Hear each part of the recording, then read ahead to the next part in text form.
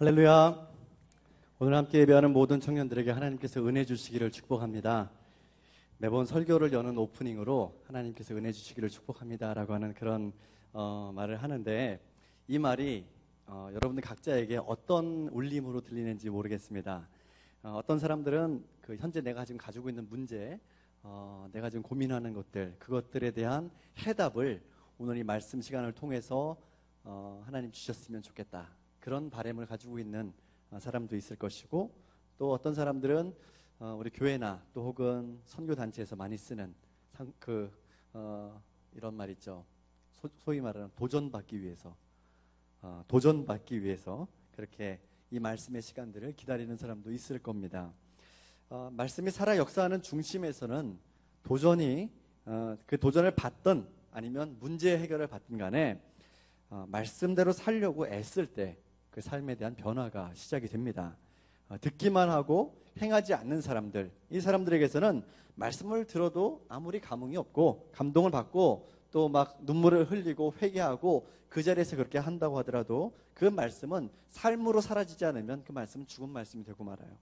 그리고 중요한 것은요, 말씀을 삶으로 옮기지 않는 사람들을 향해서 우리 야고보 선자가, 야고보가 어떻게 얘기했냐면, 야고보서 1장 22절에 너희는 말씀을 행하는 자가 되고 듣기만 하여 너 자신을 속이는 자가 되지 말라라고 이렇게 말씀을 했습니다. 이 말씀은 뭐냐면, 듣기만 하고 야 맞다, 그렇지, 참 맞는 말씀이야, 그렇게 동감하고 다 고백했는데, 그런데 그렇게 살지 않으면 나 자신을 스스로 속이는 사람과 같다라는 겁니다. 오늘 말씀 함께 나누는 이 시간을 통해서 어쩌면은 우리가 하나님의 말씀을 들으면서 내 마음속에 아주 민감한 부분들, 깊이 묻어놨었던 그런 아주 그 부분들이 드러나게 될지도 모르겠습니다. 그리고 말씀을 들으면서 뉘우치고 회개하고자 하는 그런 감정이 막 북받쳐 오를지도 모르겠습니다. 하지만 잠시의 감동과 회개 또는 돌이키고자 하는 그런 짧은 결심, 금방 끝나는 짧은 결심으로 그렇게 끝나지 않게 되기를 바랍니다. 반드시 우리의 실제 삶과 연결시켜서 내 인생에서 하나님의 말씀이 살아 역사하시는 것을 경험하게 되기를 축복합니다. 저는 이것이 말씀을 통해서 주시는 하나님의 은혜를 누리는 유일한 길임을 믿습니다. 옆에 있는 사람과 한번 이렇게 좀 인사했으면 좋겠습니다. 듣고 실천해서 하나님께서 주시는 은혜를 누립시다. 한번 그렇게 인사하겠습니다.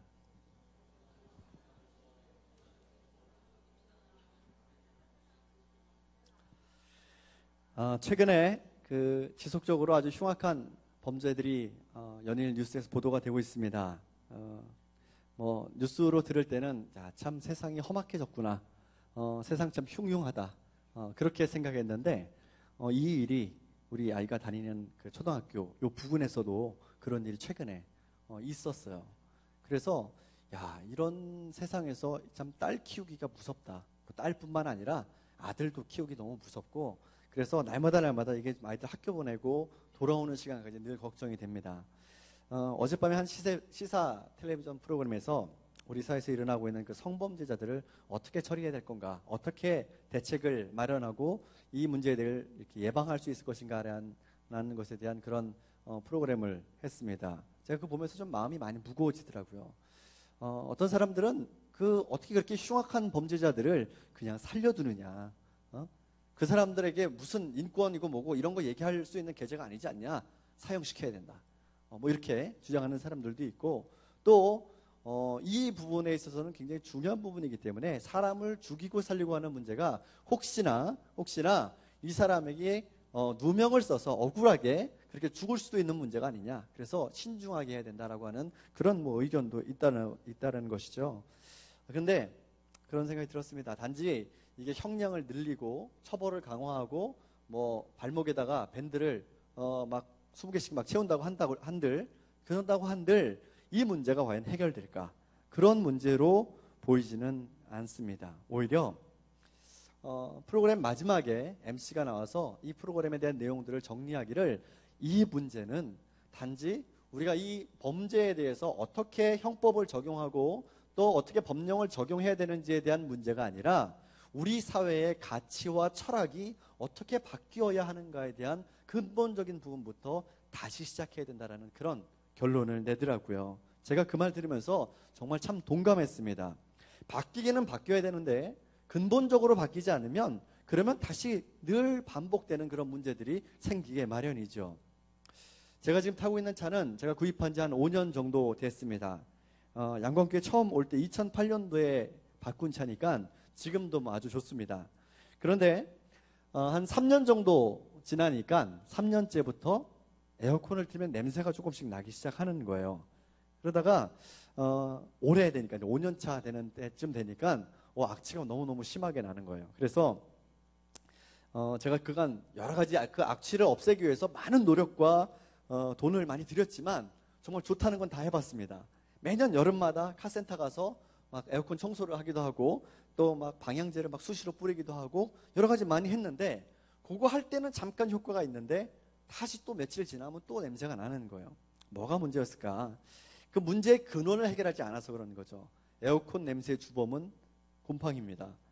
그 물방울이 맺히는 그 부분에서 곰팡이를 싹 닦아내야 되는데 깨끗하게 찢어내야 되는데 그거 씻지 않고 바람 나오는 구멍에다만 방향제 계속 뿌리니까 이게 뭐 문제가 해결이 안 되는 거죠.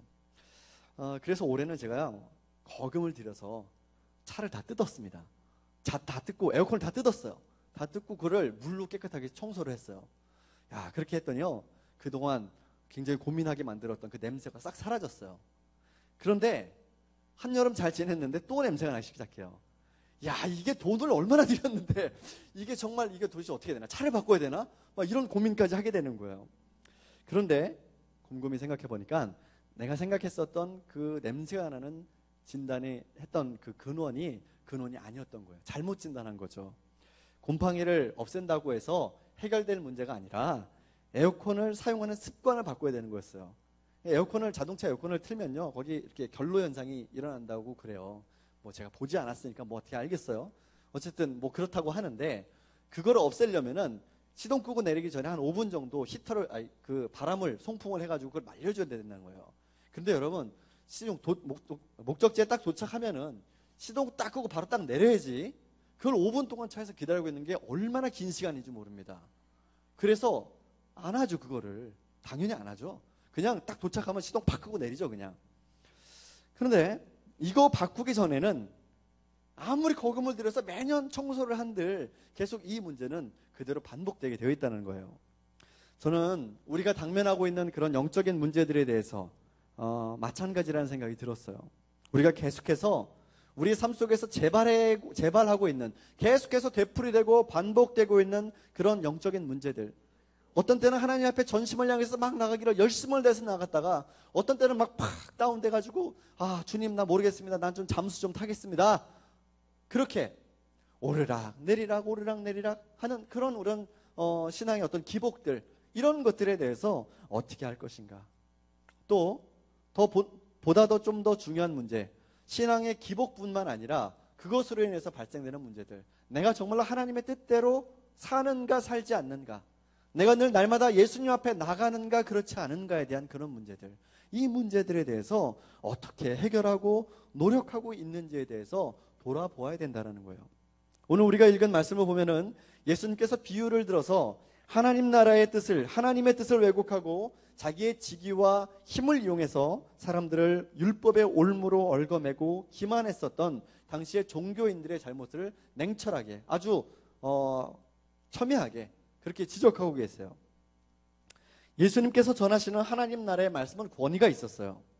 예수님은요, 사람들을 무력으로 억누르려고 하지 않으셨어요. 내가 높은 사람이니까, 하나님의 아들로 이 땅에 온 사람이니까 너희는 다 내 앞에서 엎드려라, 그렇게 말씀하시지 않았단 말이에요. 오히려 예수님께서는 스스로 더 낮아지셔서 사람들을 섬겨주시고, 사람들이 다 손가락질하고 미워하는 사람들, 그리고 아무도 돌보려고 하지 않는 그 사람들에게 먼저 다가가셔서 그들을 돌보시고 닦아주시고 싸매주시고 그런 일들을 하셨단 말이에요. 그렇게 하시면서 하나님 나라의 복음을 전하시니까 사람들에게 예수님의 그 말씀 한마디 한마디가 얼마나 권위가 있었는지 몰라요. 오히려 진실로 거짓된 것들 다 드러내셨어요. 다 거짓말들, 사람들이 은폐하고 있었던, 누구나 공공연하게 알고 있지만 은폐하고 있었던 그런 비밀들, 그런 죄악들, 그런 것들 다 드러내시고 예수님께서 사역을 처음 시작하시면서 하신 말씀이 회개하라. 천국이 다가왔다. 천국이 가까웠다. 이 말씀을 하셨단 말이에요. 또한 온유함으로 예수님의 그 온유하신 성품으로 그 거짓 가운데 있는 이들을 비진리 가운데 있는 그 사람들을 밝은 빛 가운데로 나올 수 있도록 도와주셨어요. 그리고 예수님은 자기의 안위를 위해서 권력자들과 결탁하지 않으셨던 분이셨어요. 그렇기에 예수님의 말씀 한마디 한마디가 그 듣는 사람들의 마음을 심장의 폐부를 파고드는 거예요. 그리고 그 말씀에 순종해서 자기의 삶을 좀 변화시켜 보려고 애썼던 사람들, 예수님의 말씀대로 하나씩 하나씩 삶의 아주 지극히 작은 부분이라고 할지라도 바꾸려고 했었던 사람들, 그 사람들은 실제로 그 인생이 놀랍게 변화되는 그런 경험들을 하게 되었다는 거죠. 하지만 예수님의 말씀을 들으면서 야, 하나님의 아들이라고 스스로 말하는 저 예수라는 사람이 내 자리를 노리는구나 라고 생각했던 이 사람들에게는 그 예수님을 대하는 태도가 달랐어요. 예수님을 생각하는 태도가 달랐어요. 그들에게는 예수님은 하나님 나라의 진리를 전하는 하나님의 아들이 아니라 자기를 지키기 위해서 제거해야 되는, 숙청해버려야 되는 그런 사람 정도로만 여겼다는 거예요. 그분이 하나님의 아들이든 또 위대한 선지자이건 그건 아무런 상관이 없었어요. 내 자리를 지키기 위해서는. 그런데 이 사람들이 그런 야욕을 감추기 위해서 행동으로 옮길 때, 그 야욕을 자기 행동으로 옮길 때 자신들의 그 잘못된 행위를 감추기 위해서, 숨기기 위해서 뭘 했냐면 가면을 썼다라는 거예요. 이번 캄보디아 단기 선교팀에서 준비했었던 무언극 킹 오브 하트, 다 보았던 것처럼 여러분 가면을 쓰고 그리고 자신의 그 속모습을, 속생각을 감추고서 그리고 죄를 짓고 다시 가면을 벗으면 내가 언제 그랬냐는 듯이 그렇게 위선적인 삶을 살았던 이들이 바로 당시에 예수님께서 독사의 자식이다라고 책망하셨던 그 종교 지도자들이었어요. 당시에 모든 종교인들이 다 그랬던 것은 아닐 거라고 생각합니다. 하지만 성경을 보면 종교적 권위의 상층부로 올라갈수록 그 가면은 더욱 정교해지고 치밀하게 준비되는 것을 보게 돼요. 예수님께서 못된 소장농의 비유를 들어서 이 사람들을 책망하셨어요. 어떤 사람이 포도원을 만들어서 먼 곳으로 여행을 떠나는데, 그런데 이 포도원을 소작하는 농부들에게 맡기고 떠났습니다. 떠날 때 소작농들에게 포도원을 맡기고 잘 경작하고 돌보라고 그렇게 맡겼죠. 그리고 나서 포도를 수확할 때가 돼서 어느 정도 그 소출에 대한 대가를 받으려고 종을 하나 보냈습니다.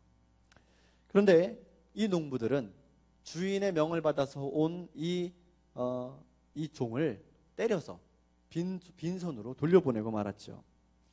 주인은 두 번째, 세 번째 종을 거듭거듭 보냈지만 역시 결과는 같았습니다. 아니, 점점 더 심하게 이 종들을 때려서 거의 실신할 정도로 때려서 그렇게 돌려보냈다는 거죠. 그래서 주인은 생각하기를, 종을 보내서 그런가? 내 아들을 보내면 이 사람들이 내 아들은 존중하지 않을까? 그렇게 생각을 하고 무시하지 않을 거라고 생각하고 아들을 보냈습니다. 그런데 소장농들은 주인의 아들이 오는 것을 보고서 이제 저 주인의 아들만 죽이면 이 포도원은 우리께 되는구나. 그렇게 말도 안 되는 착각을 하고 그 주인의 아들을 때려 죽였어요. 그리고서 포도원 담장 밖으로 던져버렸어요. 결국 주인이 직접 와서 이 불의한 악한 농부들을 모조리 다 죽이고 다른 사람들에게 포도원을 넘길 것이 아니겠느냐라고 예수님은 말씀하셨죠. 그런데 그 자리에서 그 말씀을 듣고 있던 사람들이 대답하기를, 예수님 그렇게 되지 않기를 바랍니다. 그렇게 되지 않았으면 좋겠습니다라고 그렇게 대답했어요. 근데 예수님께서 멈추지 않으시고 계속해서 시편 118편 22절에 있는 말씀을 인용하시면서 건축자의 버린 돌이 모퉁이 돌이 되었다라고 하는 이 말씀의 의미를 격앙된 어조로 계속 풀어주셨어요. 여러분 생각해 보십시오. 건축 현장에서 쓰려고 쌓아놓은 석재들이 많이 있습니다. 우리 지금 비전센터 건축 이제 외장 공사는 다 끝났습니다. 겉에 타일을 다 깨끗하게 붙였는데 타일을 처음에 다 계산해서 가져오지만 공사 현장에서 공사를 하다 보면은 그러면 다 쪼가리들이 남습니다. 그러면 보통 그거를 쪼가리가 생길 때마다 다 걷어가지고 바로바로 버리지 않고요. 건축 현장에 그냥 내버려 둬요. 그리고 나서 나중에 한꺼번에 치우려고. 성우 형제 맞습니까? 네, 우리 성우 형제가 건축 현장에서 일을 하거든요. 그래서 그렇게 버려둔 그 쪼가리들을요, 언제 쓰냐? 건축물이 완성되어 갈 때, 마지막 디테일한 부분들을 손봐야 될 때, 그 모퉁이 부분을 버렸던 그 돌을 주어서 다듬어서 다시 그 모퉁이 돌을 이렇게 딱 넣는다라는 것이죠. 이 모퉁이 돌은요, 건축의 활용점점이다. 그렇게 얘기해도 아마 틀리지 않을 겁니다. 비유로 말씀하신 대로 유대의 종교 지도자들과 유대인들은 하나님께서 보내신 아들 예수님을 십자가에 달아 죽였어요. 하지만 예수님의 말씀과 예수님의 하나님 나라 정신대로 살아셨던 그 삶의 모습들, 삶의 정신들은 오늘도 살아서 예수님을 주님으로 고백하는, 내가 예수님을 그리스도라고 고백하는 모든 사람들의 그 삶 속에서 여전히 살아있고, 그 사람 고백하는 사람들의 그 인생 집에서 모퉁이 돌로 그렇게 그 인생을 완성시키시는 모퉁이 돌이 되셨다라는 겁니다. 당시 예수님의 말씀을 들은 대제사장과 또 종교학자들은 그 말씀이 자신을 두고 한 말씀이라는 것을 알았어요. 그래서 마음 같아서는 당장에 예수님을 잡아 죽이고 싶었지만 보는 눈이 많으니까, 그리고 예수님이 하시는 말씀이 그닥 틀린 말은 아니니까, 생각하기에 자신들이 찔리긴 하지만 틀린 말은 아니었거든요. 그래서 수많은 예수님을 지지하는 사람들, 그 군중들 앞에서 예수님을 잡아갈 수 없었어요. 그래서 그들은 예수님을 잡을 명분을 만들려고 교활한 머리를 굴리기 시작했습니다. 한 사람을 보내서 이 사람이 의로운 사람인 것처럼 이렇게 가면을 쓰고 그렇게 예수님의 지혜에 탄복한 것처럼 그 앞으로 가서 예수님을 함정에 빠뜨릴 질문을 하는 겁니다. 그 함정이 바로 로마 황제에게 세금을 내야 됩니까? 말아야 됩니까? 라고 하는 겁니다. 이 질문은요, 대단히 민감한 질문이었어요. 정치적으로 민감한 상황이었다는 거죠. 당시에 예루살렘은, 유대는 로마의 식민지하에 있었기 때문에 로마 황제에게 늘 세금을 바쳤어야 됐습니다. 그런데 예수님이 말씀하셨던 하나님 나라의 복음, 모든 것이 하나님께로부터 왔고 만물의 주인이 하나님이시고 너희들은 하나님의 백성이다라고 그렇게 가르치셨는데, 그 말씀, 예수님의 말씀대로 하자면 황제에게 세금을 드릴 것이 아니라 하나님께 다 드려야 되지 않겠느냐라고 그렇게 이야기할 수도 있을 겁니다. 또 반대로 세금을 내야 된다라고 하면, 예수님이 세금을 내야 된다 그렇게 말씀하시면 사람들이 이야기를, 야, 당신 하는 말이 실제로 삶에 적용하는 거하고는 다르네, 그러면서 예수님이 전하셨던 하나님 나라의 복음을 우스꽝스러운 것으로 그렇게 비하해 버리려고 하는 그런 숨은 의도가 거기 있었어요. 그러니 예수님은 이렇게도 대답하지 못하시고 저렇게도 대답할 수 없는 그런 진퇴양난의 상황에 빠져 있었습니다. 어떤 선택도 할 수 없는 그런 난감한 질문 앞에서 예수님은 정말 지혜로우셨어요. 마치 우리가 자기 물건에 자기 이름을 쓰는 것처럼 데나리온 하나를 가져와 보라 말씀하시고, 그 데나리온 동전에 새겨져 있는 황제의 얼굴을 비춰 보이시면서 여기에 누구의 얼굴이 새겨져 있느냐? 황제의 얼굴이 새겨져 있습니다. 그러면 황제의 것은 황제에게 주고 하나님의 것은 하나님께 드려라. 이 답은요, 정말 무릎을 탁 칠 만한 기가 막힌 대답이었어요. 지금 생각하면서, 어제도 말씀을 준비하면서 이 말씀을 다시 묵상하면서, 야, 이런 지혜가 과연 어떻게 나올 수 있는 것인가? 하나님께서 이런 지혜를 주시지 않는다면, 그분이 정말 하나님께로부터 온 사람이 아니라면 이런 지혜를 얻을 수 없겠다. 그럼 정말 말씀 앞에서 탄복했어요. 아무리 애를 써봐도 예수님께 어떤 죄도 뒤집어 씌울 수가 없는 거예요. 그래서 그들은 허를 찔리고 말문이 막혀버렸습니다. 이 말씀을 묵상하면서 마음이 아주 통쾌하면서도 한편으로는 이 대제사장과 종교학자들이 쓴 이 위선의 가면이 마음에 무겁게 다가왔어요. 그들은 자기 자리를 지키기 위해서라면 그 자리에서 누리고 있는 헤아릴 수 없는 그 사회적, 종교적, 또 경제적인 그 이득들을, 자기의 자리들을 지켜내기 위해서는 마치 고담시티를 위협하는 조커처럼 흉악한 가면을 쓰고 그렇게 돌아다니고 활보하는 거예요. 그런데 그들만 그렇습니까? 우리도 그렇지 않습니까? 혹시 하나님의 말씀을 내 인생의 품위를 높이고 내가 고매한 사람 혹은 내가 좋은 사람처럼 보이기 위해서 쓰는 하나의 가면처럼 여기고 있지는 않은가? 내게 맡겨진 사역과 봉사의 자리를 지켜야 된다라고 하는 그 마음의 깊은 바닥에 그 일을 하는 그 숨은 의도가 정말로 내가 진심으로 하나님께 대한 감사의 마음으로 그 일들을 하고 있는지, 아니면 교회에서 인정받고 그동안 내가 지켜왔었던 그 부담과 희생을 통해서 사람들에게 칭송받고 싶은 마음이, 그 마음에서 우리가 그 사역을 부담감과 어려움으로 간신히 버텨나가고 있는 것이지 아닌지 생각해 봐야 된다는 거예요. 사역으로 부름이 있을 때 그것이 마음의 부담으로 다가오는 이유는 무엇입니까? 그것 때문에 내가 쉴 수 있는 시간을 조금 더 포기해야 되고, 또 내가 원하는 것을 위해서 쓸 수 있는 내 인생의 자원들을 조금 더 희생해야 되기 때문에, 내가 아닌 다른 사람들을 위해서 써야 되기 때문에, 그래서 그 아까운 마음 때문에 그렇지 않습니까? 그 마음을 부담스럽고 힘들다고 그렇게 표현하지는 않습니까? 여러분 생각해 보십시오. 보람이 있는 인생이 어떤 인생입니까? 안락하고 경제적으로 풍요한 노후를 준비하는 인생이 보람 있고 가치 있는 삶의 방향입니까? 세상 사람들은 그렇다고 얘기합니다. 특별히 요즘같이 이미 40대 초반이면 직장에서 명예 은퇴하라고 그렇게 한직으로 발령내는 이 시대 가운데서는 평화로운 그리고 안락한 노후를 살기 위해서 인생을 잘 준비하는 것이 참 중요한 일이라고 그렇게 이야기합니다. 그래서 그 보람찬 인생을 준비하기 위해서 남의 아이디어를 가로채서 마치 내가 한 것처럼 하고 힘없는 부하 직원들을 희생시켜서 내 자리를 지키려고 하지 않습니까? 또 여러분들의 영혼은 어떻습니까? 그렇게 하는 직장 상사들을 보면서 진짜 비난하고 진짜 재수없다라고 그렇게 생각하지만 나 역시도 그 자리에 올라가려고 그렇게 애쓰고 있지 않느냐는 거예요. 주님께서 부르시면 우리는 언제든지 이 세상을 떠나야 되는 그런 사람들입니다. 언제 우리가 먼저 하나님 앞으로 갈지 그건 누구도 장담할 수 없습니다. 그런 삶을 살면서도 우리는 정신없이 내 자신의 야망을 채우기 위해서 잠을 줄여가면서 공부하고 돈을 벌고 일하는데, 그런데 이 얼마나 지속될지 모르는 이 삶을 위해서도 그렇게 하는데, 왜 여러분들은 영원한 하나님 나라를 위해서는, 여러분들이 영원히 살아가야 되는 그 하나님 나라를 위해서는 성실하게 여러분들의 인생을 준비하지 않느냐는 말입니다.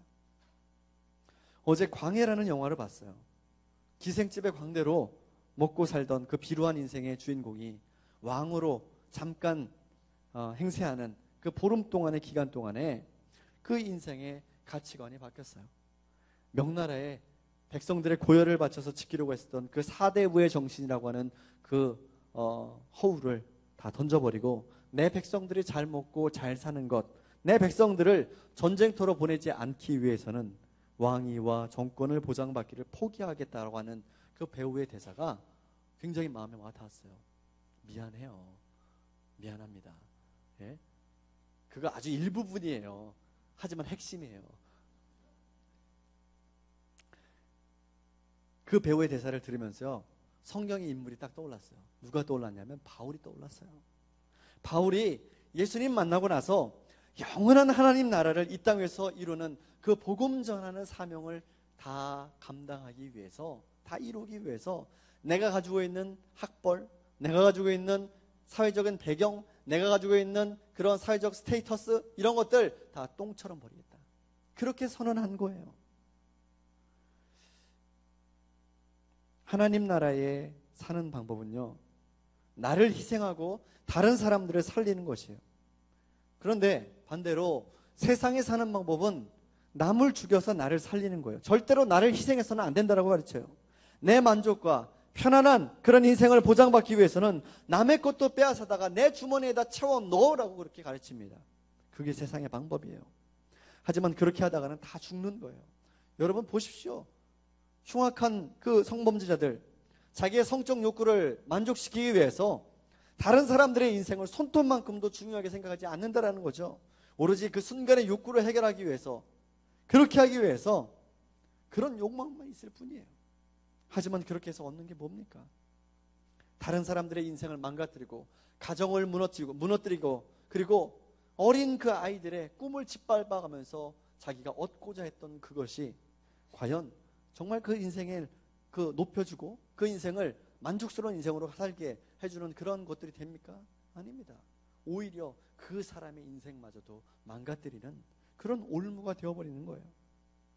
하지만 하나님 나라의 방법은 나를 희생해서 다른 사람을 살리지만, 마치 세상의 눈으로 보기에는 저 사람 저러다 죽겠다 싶겠지만, 하지만 정말로 그 사람이 그렇게 살 때에는 자기가 누군가를 위해서 나를 내어주고 나를 희생하는 그 행위를 통해서 오히려 내가 더 살게 되는 그런 역설의 은혜가 있게 되는 것. 그게 바로 하나님 나라의 방법이라는 거예요. 이게 바로 진정한 사람이 마땅히 살아야 되는 방법이라는 겁니다. 예전에 설교 시간에 말했었던 프랑스의 피에르 신부나 아니면 우리나라에서도 사랑의 핵폭탄이라고 그렇게 불리워지는 손양원 목사님이나 그분들의 삶이 그랬습니다. 그 누구보다도 예수님께서 더 그 모범을 보여주셨어요. 나는 우리 청년들이 세상이 가르치는 잘 사는 방법에 중독되지 않게 되기를 바랍니다. 꿈을 이루기 위해서, 이상을 성취하기 위해서 돈을 많이 벌어야 한다라고 말하는 그 세상의 논리에 속지 않기를 바랍니다. 신앙도 복음도 모두 다 나를 돋보이게 하게 하는, 나라고 하는 사람의 이름을 높여주고 나라고 하는 존재를 고양시켜주기 위한 그런 것이라고 하는, 그런 믿음의 가면을 쓰고 행했던 거짓 행실들을 다 버려야 됩니다. 가면을 벗고 믿음의 주여 온전케 하시는 예수 그리스도를 바라보는 자리로 우리가 나아가야 됩니다. 그리고 솔직하게 내 모습 그대로 예수님의 도우심을 구하면서 날마다 정직하고 순전한 삶으로 나아가야 합니다. 그렇게 해야 우리는 예수님을 닮아갈 것이고, 나를 괴롭히고 혼란스럽게 만들고 끊임없이 내 속에서부터 불거져 나오는 그런 영적인 문제들, 혼란스러운 문제들, 그 문제들로부터 근본적인 해답을 얻게 될 것입니다. 문제의 열쇠는 예수님 앞에 나아가는 것이고, 그 앞에서 나를 위해서 써왔었던 가면을 벗어 던지고 참된 내 모습을, 하나님께서 우리를 처음에 지으셨던 하나님의 형상을 따라 지으셨던 그 모습이 회복되게 될 줄로 믿습니다. 하나님의 형상으로 지음받은 존귀한 사람이 우리 안에 있습니다. 이제 함께 우리 좀 찬양하고 같이 좀 기도하려고 합니다. 주님 내 안에라고 하는 그 찬양을 할 거예요. 이 찬양의 가사처럼 예수님께 나가서 내 수치를 씻고 또 죽은 영혼을 다시 살리시는 그 은혜를 구하게 되기를 소망합니다. 함께 찬양합시다.